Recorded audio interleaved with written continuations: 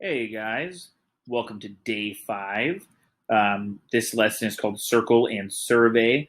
We have 3 quick less than 2-minute videos on E plus R equals O and on discipline and decision making. So I'd really love for you to watch those. They're all from Focus 3 and Tim Kite, somebody that I really look up to. We're then going to ask a circle question. What are you most excited about heading into the school year? And students will put their response in the chat box.